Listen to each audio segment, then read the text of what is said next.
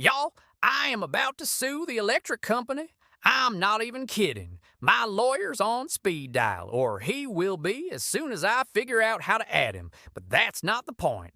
The point is, I am this close to taking them to court. You know why? Because my electric bill has been creeping up higher than a cat in a cypress tree. It's ridiculous. Last month, I swear it was higher than my rent. I'm sitting there looking at it, thinking, what in the world is using all this juice? So, I did what any genius would do. I started an investigation. I'm walking around my house, unplugging things. The toaster, don't need you every day, buddy. The lamp in the corner, I never use. See you later. I was on a roll, feeling like a real energy-saving superhero.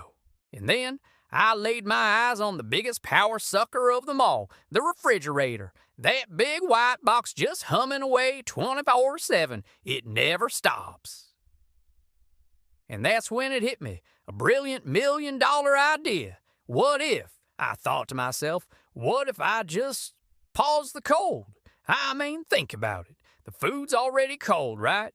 It's not like the cold is just going to evaporate. It's trapped in there. So I figured if I just turn the fridge off for a couple of days, like over the weekend, the cold will just, hang out. It'll marinate. It's just basic science. I'm saving money. I'm outsmarting the system. I was so proud of myself, I might as well have been given a Nobel Prize for frugality. So, Friday afternoon, I walk over to that fridge, bold as can be, and I pull the plug right out of the wall. And for the rest of the weekend, I felt like a king. Every time I walked past the silent kitchen, I'd give myself a little pat on the back. That's the sound of money being saved right there, I'd whisper. I went out with friends, enjoyed the beautiful Texas weather, completely at peace, knowing my groceries were just chilling. Literally, and my electric meter was practically spinning backward. I had visions of my next bill being like $12. I was already planning what I'd do with all the money I was going to save. Maybe buy a new hat. Fast forward to this morning, Monday, time to get back to reality, make some breakfast. I strolled into the kitchen, whistling a happy tune, ready to end the great cold pause experiment. I plugged the fridge back in, give it a little welcome back pat, and I opened the door. Y'all, the smell that hit me, it was a physical force. It was like a wave of pure disappointment and despair. It was a smell I didn't even know was possible. I took a step back, my eyes watering. What in the tarnation was that? Bravely I peeked inside. The milk smelled like a gym sock that had been left in a swamp. I'm not exaggerating. I almost passed out, but I had to see the rest of the damage. My chicken, which was perfectly fine on Friday, now looked like something from a science fiction movie. It was this weird, sad, grayish color. It looked like it had given up on life. But the cheese, the cheese was the worst part.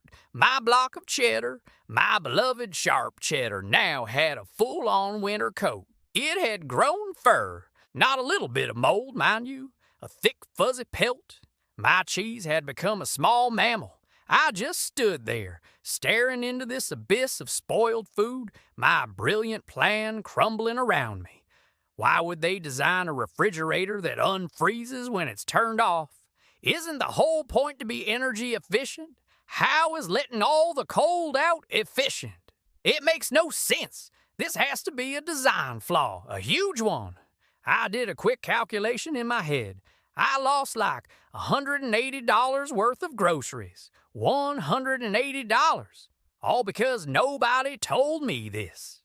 There's no warning label on the side of the fridge that says, "Warning, turning this appliance off will result in your cheese growing its own sweater."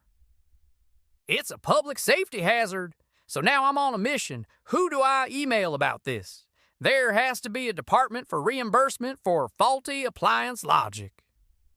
I want my grocery money back, and I want an apology, and I want a warning label put on every fridge in America. I'm doing this for all of us. This injustice will not stand. Anyway, while I draft this very important email, do me a favor. If you got a laugh out of my tragic tale of woe, hit that like button. And definitely subscribe so you do not miss the update when the electric company inevitably settles out of court.